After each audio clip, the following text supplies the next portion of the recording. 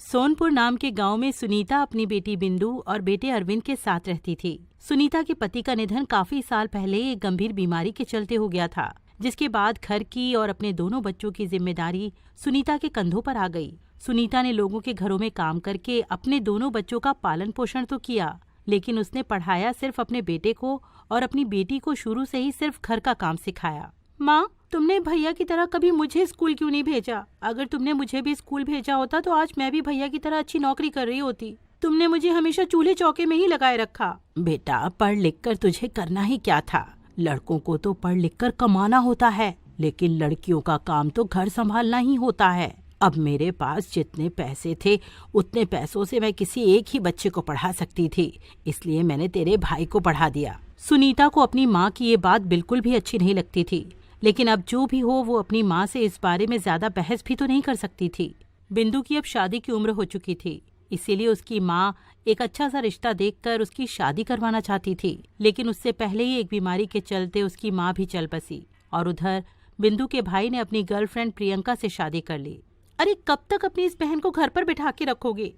कोई लड़का देखकर इसकी शादी क्यों नहीं कर देते? आखिर हम दोनों कब तक इसका खर्च उठाते रहेंगे? अरे, बहन की शादी करनी है, उसे कोई धक्का नहीं देना कि जो भी मिले उससे शादी करवा दूं। मैं भी उसके लिए कोई लड़का ढूंढ रहा हूँ, लेकिन कोई अच्छा लड़का मिल ही नहीं रहा। आज के जमाने में जितनी तुम्हारी बहन पढ़ी लिखी है ना, उस हिसाब से उसे कोई भी अच्छा लड़का नहीं मिलने वाला, और आगे आगे उसकी उम्र बढ़ रही है, इसलिए जितनी जल्दी जो लड़का मिल जाए उसके साथ ब्याह करके इसे भेज दो, वरना कल को इसे शादी करने के लिए कोई नहीं मिलेगा।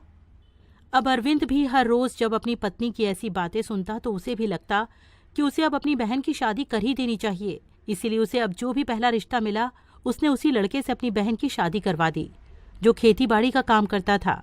बिंदु, मैं कोई ज्यादा अमीर तो नहीं हूँ, लेकिन खेती बाड़ी करके इतना पैसा कमा लेता हूँ कि तुम्हें कभी किसी चीज की कमी नहीं होने दूंगा। बाकी तुम जो मुझसे मांगोगी तुम्हें मैं वो हर चीज ला कर दूंगा। जी, बिंदु का पति भले ही गरीब था, लेकिन वो उसकी छोटी छोटी ख्वाहिशों का बहुत ध्यान रखता था। ये लो, आज मैं तुम्हारे लिए जलेबियाँ लेकर आया हूँ और तुम्हारे लिए एक गजरा भी लेकर आया हूँ। दिखाओ तो, यह मैं तुम्हारे बालों में लगा देता हूँ।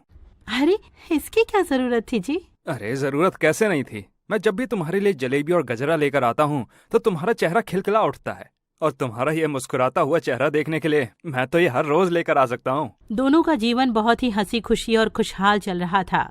तभी एक दिन जब बिंदु घर में काम कर रही थी तो पड़ोस का एक आदमी उनके घर दौड़ते हुए आता है। बिंदु भाभी, बिंदु भाभी।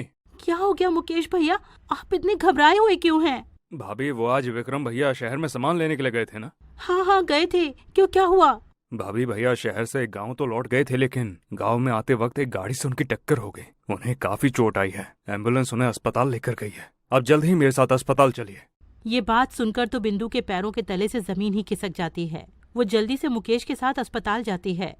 डॉक्टर साहब, मेरे पति ठीक तो है ना? उन्हें ज्यादा चोट तो नहीं आई ना? देखिए, एक्सीडेंट की वजह से उनकी कमर की हड्डी पूरी तरह से फ्रैक्चर हो गई है। हमें जल्द से जल्द उनका ऑपरेशन करना होगा, वरना उन्हें चलने फिरने में बहुत परेशानी होगी। आप ऑपरेशन के लिए काउंटर पर 5 लाख जमा करवा दीजिए। 5 लाख रुपए? लेकिन इतने पैसे तो मेरे पास नहीं है डॉक्टर साहब। क्या हम हर महीने अस्पताल में थोड़े थोड़े पैसे जमा नहीं करवा सकते? जी नहीं, यहाँ पर ऑपरेशन से पहले ही सारे पैसे जमा करवाए जाते हैं। अगर आपके पास पैसे नहीं हैं तो आप अपने पति को लेकर यहाँ से जा सकती हैं। नहीं डॉक्टर साहब, मैं कुछ भी करके पैसों का इंतजाम करने की कोशिश करती हूँ, लेकिन आप मेरे पति का इलाज जारी रखिए। बिंदु अपने पति का इलाज करवाने के लिए अपने गहनों को सुनार के पास बेचने के लिए जाती है। उसकी शादी में उसके भाई भाभी ने तो उसे कोई गहने दिए नहीं थे। उसके पास सिर्फ अपनी सासू माँ के दिए हुए थोड़े बहुत ही गहने थे, जिन्हें बेचकर वो सिर्फ 2 लाख रुपयों का इंतजाम कर पाई। इतने पैसों में तो कुछ भी नहीं होगा। अब तो मुझे खेत को ही गिरवी रखना होगा। बिंदु खेत गिरवी रखने के लिए गांव के जमींदार के पास जाती है। देखो, जितने पैसे तुम इस जमीन के मांग रही हो उतने पैसे तो मैं तुम्हें नहीं दे सकता। तुम्हारे खेत के मैं सिर्फ तुम्हें 2 लाख रुपए ही दे सकता हूँ। अगर तुम्हें मंजूर है तो ठीक है। ठीक है जमींदार साहब, मुझे मंजूर है। बिंदु अपना खेत गिरवी रखकर जमींदार साहब से 2 लाख रुपए लेकर अपने घर आ जाती है। मेरे पास अब भी 2 लाख रुपयों की कमी है। मैं एक काम करती हूँ, भैया के पास मदद के लिए जाती हूँ। भैया तो बहुत अच्छी नौकरी करते हैं, वो मेरे इस मुश्किल समय में मेरी जरूर मदद करेंगे। बिंदु ये सोचकर अपने भाई भाभी के पास मदद मांगने के लिए जाती है, लेकिन उसके वहाँ पर जाते ही उसकी भाभी उसकी बेइज्जती करनी शुरू कर देती है। 2 लाख रुपए तो अपना मुंह उठाकर यहाँ पर ऐसे मांगने आ गई है जैसे इसकी माँ यहाँ पर पैसों का पेड़ लगा कर गई है। ये तुम क्या कर रही हो प्रियंका? भला बिंदु से बात करने का यह कौन सा तरीका हुआ? अच्छा, तो क्या मैं इसकी यहाँ पर आरती उतारूं? मैं आपको पहले ही कह देती हूँ, अगर आपने इसे एक भी पैसे दिए तो मैं अभी के अभी अपने मायके चली जाऊंगी, और ये मत सोचना कि मैं फिर कभी वापस लौट कर आऊंगी। अगर आपने इसे एक बार भी पैसे दिए तो वो पैसे वापस लौट कर नहीं आने वाले। इन गरीब फटीचरों के पास खाने के तो लाले हैं, हमारे उधार लिए पैसे कभी नहीं दे पाएंगे ये। खामखा इनके चक्कर में पड़कर अपना नुकसान कर बैठोगे। बात तो तुम्हारी भाभी बिल्कुल ठीक कह रही है बिंदु। अगर मैंने तुम्हें पैसे दे भी दिए तो तुम मेरे पैसों को लौटा नहीं पाओगी। माफ करना, लेकिन मैं तुम्हें ये पैसे नहीं दे सकता। भैया, मैं आपसे वादा करती हूँ सूद समेत आपके पैसे लौटा दूंगी, लेकिन इस वक्त मुझे पैसों की बहुत जरूरत है। मेरे पति हॉस्पिटल में है, मैं अपने गहनों और खेत तो पहले ही गिरवी रख चुकी हूँ, अब मेरे पास कुछ भी नहीं है। अरे ऐसे कैसे नहीं है? अभी तो तेरे पास अपना घर है, जाकर उसे भी गिरवी रख देना, तब तो तेरे पास तेरे पति का ऑपरेशन करवाने के लिए पैसे हो ही जाएंगे। भाभी, अगर मैंने घर भी गिरवी रख दिया तो मैं उन्हें ऑपरेशन के बाद कहाँ लेकर जाऊंगी? उस सब से हमें कोई मतलब नहीं है, वो तुम्हारी परेशानी है, हम तुम्हारी कोई मदद नहीं कर सकते। ये सब बातें बोलकर बिंदु की भाभी उसके मुंह पर दरवाजा बंद कर देती है। उसका भाई भी उसकी कोई मदद नहीं करता, इसलिए बेचारी बिंदु को अपने पति का ऑपरेशन करवाने के लिए अपना घर भी गिरवी रखना पड़ता है।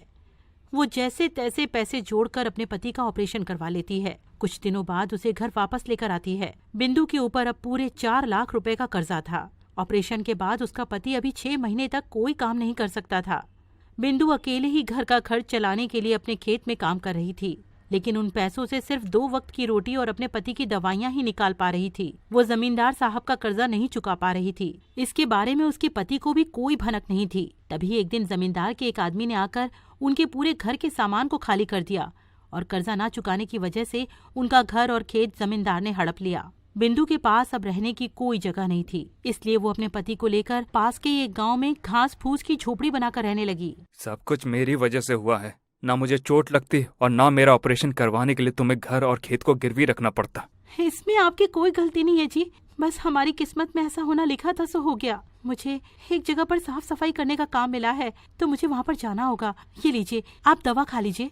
बिंदु अपने पति को दवाई देकर काम पर चली जाती है। उसे एक कंपनी में साफ सफाई करने का काम मिला था। वो वही कंपनी थी जहाँ पर उसका भाई जॉब करता था। वो वहाँ पर पोछा लगा रही थी, तभी उसके भाई की नजर उस पर पड़ी। बिंदु को वहाँ पर देखते ही उसके भाई का माथा ठनका।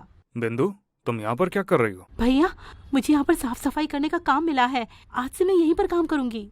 तुम्हारा दिमाग तो खराब नहीं हो गया है? मैं इस ऑफिस में काम करता हूँ और मैं यहाँ पर मैनेजर हूँ। अगर किसी को पता चल गया कि मेरी बहन यहाँ पर साफ सफाई का काम करती है तो मेरी यहाँ पर क्या इज्जत रह जाएगी?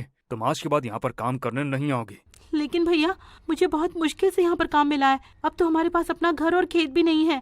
मुझे यहाँ पर काम करने दीजिए, मैं किसी को नहीं बताऊंगी कि मैं आपकी बहन हूँ। एक बार बोला ना मैंने कि तुम यहाँ पर काम नहीं कर सकती, तो अब जाओ यहाँ से। अरविंद वहाँ पर मैनेजर था, इसलिए वो अपनी बहन को नौकरी से निकलवा देता है। बिंदु बहुत परेशान रोती हुई रास्ते पर चल रही थी, तभी एक बूढ़ा आदमी उसे आवाज लगाता है। रोड के किनारे ही उसका ढाबा था। वो बिंदु को अपने ढाबे के अंदर लेकर जाता है। क्या बात है बेटी, मुझे तुम बहुत ही परेशान नजर आ रही हो। अगर तुम्हारे मन में कोई बात है तो तुम मुझे बता सकती हो। बिंदु इतनी परेशान थी कि ढाबे वाले काका की बात सुनकर वो बहुत भावुक हो जाती है और रोते हुए उन्हें अपनी सारी बात बता देती है। कोई बात नहीं बेटी, ये दुनिया वाले तो ऐसे ही होते हैं, लेकिन तुम चिंता मत करो। अगर तुम्हें काम की जरूरत है तो तुम मेरे ढाबे पर आके काम कर सकती हो। मेरा भी इस दुनिया में कोई नहीं है, तो मैं सोचूंगा कि मेरी बेटी ही मेरे ढाबे को संभाल रही है।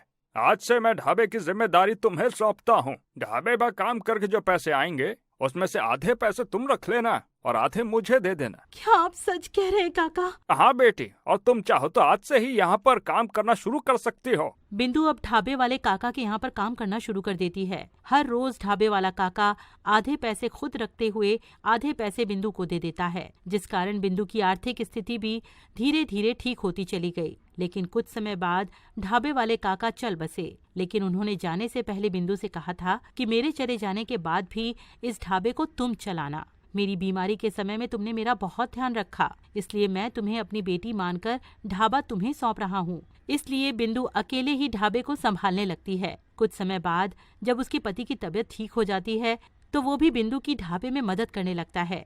धीरे धीरे दोनों पति पत्नी तो अपनी मेहनत से कुछ सालों में खूब अमीर हो जाते हैं, लेकिन वहाँ बिंदु का भाई कंपनी के साथ फ्रॉड करने के चक्कर में पकड़ा जाता है और कंपनी उस पर केस कर देती है। पुलिस उसके भाई को पकड़ कर ले जाती है। तब बिंदु की भाभी मदद के लिए आखिरकार बिंदु के पास आती है। मेरे मुश्किल समय में भले ही आपने मेरी मदद ना की हो, लेकिन अगर आज भगवान ने मुझे किसी की मदद करने के काबिल बनाया है तो मैं आपकी मदद जरूर करूंगी। बिंदु की ये बातें सुनकर उसकी भाभी की आंखें शर्म से झुक जाती हैं। बिंदु अपने भाई को बचाने के लिए एक वकील को हायर करती है। उसका भाई जेल से बाहर आ जाता है, लेकिन उन लोगों ने उसके मुश्किल समय में उसके साथ जो किया, उसके बाद वो उनसे कोई रिश्ता नहीं रखना चाहती थी। वो बस उनकी मदद करके उनसे अपने रिश्ते नाते तोड़कर अपने पति के साथ वापस चली आती है और उसके भैया भाभी को अपनी करनी का बहुत पछतावा होता है।